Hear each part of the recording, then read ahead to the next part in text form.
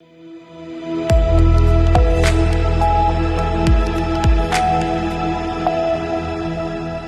के बाद एक बार फिर से आज के यूपी बुलेटिन में बात करेंगे उत्तर प्रदेश की तमाम बड़ी खबरों की। आजमगढ़ में उत्तर प्रदेश प्राथमिक शिक्षक संघ के पूर्व महामंत्री और अखिल भारतीय प्राथमिक शिक्षा संघ के राष्ट्रीय सलाहकार एवं वरिष्ठ उपाध्यक्ष स्वर्गीय वेदपाल सिंह की श्रद्धांजलि सभा आयोजित की गई।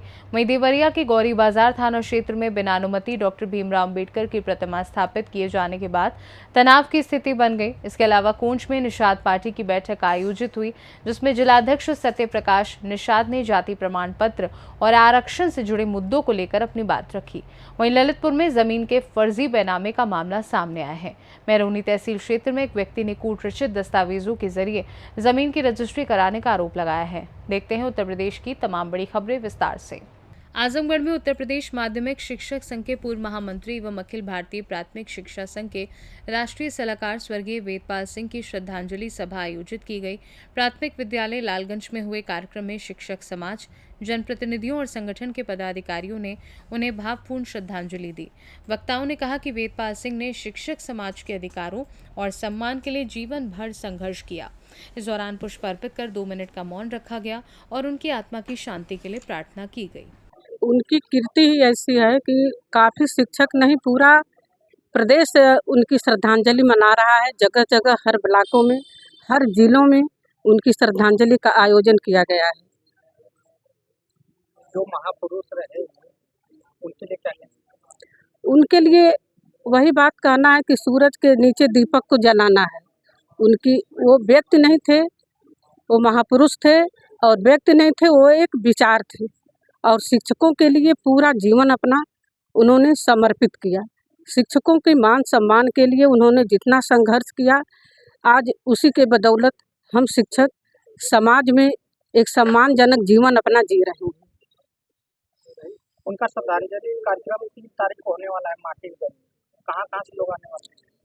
उसमें अब हम जिला तो नहीं बताएंगे भैया, पूरे जिले के लोग और ऑल इंडिया के, क्योंकि वो ऑल इंडिया के राष्ट्रीय सलाहकार थे, तो ऑल इंडिया से लोग भी आ रहे हैं, पूरे प्रदेश से आ रहे हैं। पूरे अपना जिला की तो बातें छोड़ दीजिए, समझिए कि हाँ। इस पर आज हमारे इस विकास खंड के सभागार में स्वर्गीय श्रद्धेय वेदपाल सिंह जी की श्रद्धांजलि सभा का आयोजन हो रहा है, जिसमें हमारे विकास खंड के बहुत सम्मानित शिक्षक उपस्थित हुए हैं और उनको अपनी श्रद्धांजलि दे रहे हैं। उन्होंने अपने शिक्षक समाज के लिए उन्होंने बहुत कार्य किया। उनके कार्य के अनुसार ही उनका बहुत ही हित हुआ है, इसलिए उन्होंने एक ये सभागार में एक श्रद्धांजलि सभा करने का निर्णय लिया है और आज उसी के परिप्रेक्ष्य में यहाँ पर श्रद्धांजलि सभा का आयोजन है। शिक्षकों के लिए क्या कहेंगे सर?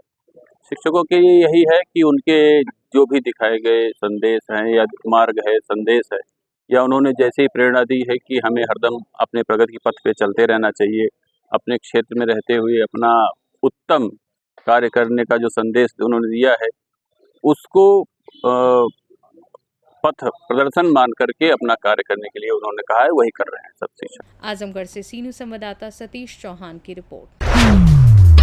उत्तर प्रदेश के देवरिया जिले के गौरी बाजार थाना क्षेत्र के लपकनी गांव में बिना प्रशासनिक अनुमति डॉक्टर भीमराव अम्बेडकर की प्रतिमा स्थापित किए जाने को लेकर तनाव की स्थिति पैदा हो गई। सूचना मिलते ही बड़ी संख्या में ग्रामीण मौके पर पहुंच गए।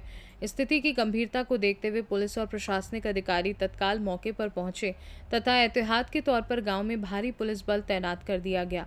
प्रशासन लगातार लोगों से शांति और कानून व्यवस्था बनाए रखने की अपील कर रहा है। अधिकारियों के अनुसार बिना अनुमति प्रतिमा स्थापित किए जाने सहित पूरे मामले की जांच की जा रही है और जांच के बाद नियम अनुसार आगे की कार्यवाही की जाएगी। फिलहाल गांव में स्थिति नियंत्रण में है और पुलिस लगातार निगरानी कर रही है। जनपद देवरिया थाना गौरी बाजार के अंतर्गत गांव लवकनी में कुछ लोग द्वारा अवैध तरीके से विदाउट परमिशन सरकारी खलिहान का भूमि पर एक अम्बेडकर जी का मूर्ति रखने का मामला सामने आया। इस सूचना पर प्रशासन और पुलिस का संयुक्त टीम मौके पर पहुंचकर आवश्यक विधिक कार्रवाई किया जा रहा था और जो लोग रखवाया था उनके साथ संवाद बनाया जा रहा था। संवाद के क्रम पे जिनके द्वारा मूर्ति रखाया गया उनके द्वारा सम्मानित तरीके से अम्बेडकर जी का मूर्ति वहीं से हटाने के लिए तैयार हो गया था। मूर्ति हटाते वक्त वहीं पर मौजूद कुछ अराजक तत्वों द्वारा उनके ऊपर हमला किया गया था। ईंट और पत्थर से किया गया ये हमले पर मौके पर मौजूद प्रशासन का और पुलिस का कर्मचारीगण को भी चोट आया है। सबका सुरक्षार्थ पुलिस द्वारा आवश्यक विधिक कार्रवाई किया गया है। सम्मानित तरीके से अंबेडकर जी का मूर्ति उक्त स्थान से हटाया गया है। जिन लोग पत्थरबाजी किया है उनके खिलाफ सख्त एक्शन लिया जाएंगे। साथ साथ विभागीय जो भी कमी हुआ है इसके जांच करके जो दोषी कर्मचारी है उनके खिलाफ भी कार्रवाई किया जाएगी। मौके पर शांति व्यवस्था कायम है। अग्रिम विधिक कार्रवाई किया जा रहा है। देवरिया से सीनू संवाददाता रवि प्रकाश बादल की रिपोर्ट। हरदोई पुलिस लाइन में पुलिस अधीक्षक अशोक कुमार मीणा के निर्देशन में साप्ताहिक परेड का आयोजन किया गया। एसपी ने परेड की सलामी ली और पुलिसकर्मियों की शारीरिक दक्षता, अनुशासन व प्रशिक्षण का निरीक्षण किया। इसके बाद एसपी ने डायल 112 कार्यालय और पुलिस लाइन का जायजा लिया तथा व्यवस्थाओं को बेहतर बनाए रखने के लिए अधिकारियों को जरूरी दिशा निर्देश दिए। हरदोई से सीनू संवाददाता जितेंद्र की रिपोर्ट। कोंच में निषाद पार्टी की बैठक महामाई मंदिर ब्रजेश्वरी कॉलोनी में आयोजित की गई। बैठक में पार्टी के जिलाध्यक्ष सत्यप्रकाश निषाद मुख्य अतिथि के रूप में शामिल हुए। बैठक को संबोधित करते हुए जिलाध्यक्ष सत्यप्रकाश निषाद ने कहा कि निषाद केवट, मल्हा, कश्यप, ढीमर, बिन, बाथम, तुराहा, गोडिया, माझी और मछुआ जैसी जातियों को लेकर आरक्षण और जाति प्रमाण पत्र से जुड़े मामलों में स्पष्ट व्यवस्था की जानी चाहिए। उन्होंने आरोप लगाया कि तहसील स्तर पर नियमों के विपरीत प्रमाण पत्र जारी किए जा रहे हैं, जिस पर रोक लगाई जानी चाहिए। बैठक में जिला उपाध्यक्ष केशव दास निषाद, माधोगढ़ विधानसभा अध्यक्ष सुनील बाथम, राम रतन, हरिओम निषाद सहित कई कार्यकर्ता मौजूद रहे। आपसे जानना चाहते हैं, आपने जो विधायक जी को ज्ञापन सौंपा है तो क्या उद्देश्य है आपको? उस ज्ञापन का उद्देश्य ये है कि आगामी 3 अगस्त को विधानसभा सत्र शुरू होने वाला है। उस सत्र में माननीय विधायक जी से हमने आग्रह किया है कि जो निषाद, कहा, कश्यप, बाथम, बिन, साइनी जो जातियां हैं इनका आरक्षण लिखा हुआ है, इसकी आवाज़ हमारे सदन में उठाई जाए ताकि हमें आरक्षण मिल सके। क्योंकि 75 साल जो सरकार रही इन्होंने हमारा अभी तक आरक्षण जारी नहीं किया है और जिनका नहीं लिखा रखा तो उनका जारी हो चुका है, हमारा लिखा भी रखा हुआ है तब भी जारी नहीं किया गया है। इसलिए आग्रह विधायक जी से कि हमारी आवाज़ सदन में बुलंद की जाए ताकि हमें हिस्सा अधिकार मिल सके। कितने लोगों ने ज्ञापन दिया मिलकर? आज हमारे साथ 50 से अधिक कार्यकर्ता थे, 50+ कार्यकर्ता थे, सभी ने मिलकर ज्ञापन दिया है कि अगर आप हमारी आवाज़ नहीं उठाएंगे सदन में तो अगली बार हमारा वोट नहीं पाएंगे। अगर हमारी आवाज़ उठाएंगे तो ही वोट मिलेगा, अन्यथा आप हमारे गांव में आने के लायक नहीं रहेंगे। आप हमसे वोट की इच्छा ना करें। जालौन से सीनू संवाददाता जितेंद्र कुशवाहा की रिपोर्ट। ललितपुर जिले के नाराहट कस्बे में शराब के नशे में हंगामे का मामला सामने आया है। बीच बाजार में कुछ लोगों के आपस में झगड़ने और राहगीरों से टकराने का वीडियो सोशल मीडिया पर तेजी से वायरल हो रहा है। स्थानीय लोगों का कहना है कि बाजार क्षेत्र में इस तरह की घटनाएं आए दिन देखने को मिल रही हैं, जिससे व्यापारियों और आम नागरिकों में असुरक्षा का माहौल बना है।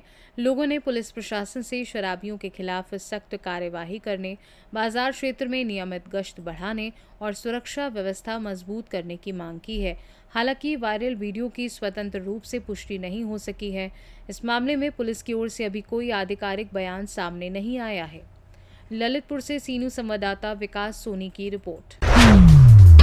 ललितपुर जिले में जमीन से जुड़े फर्जीवाड़े का मामला सामने आया है। मेहरूनी तहसील क्षेत्र के ग्राम पठा विजयपुरा में कीमती जमीन के फर्जी बैनामे का आरोप लगाते हुए पीड़ित ने पुलिस से शिकायत की है। पीड़ित आशीष कुमार का आरोप है कि जमीन को लेकर विपक्षी महेश और सुरेश ने कूटरचित दस्तावेजों और फर्जी चौहद्दी के आधार पर फूलन देवी के पक्ष में बैनामा करा दिया। शिकायत में रामलाल, फूलन देवी, जयप्रकाश, पवन और नरेंद्र सहित अन्य लोगों को आरोपी बनाया गया है।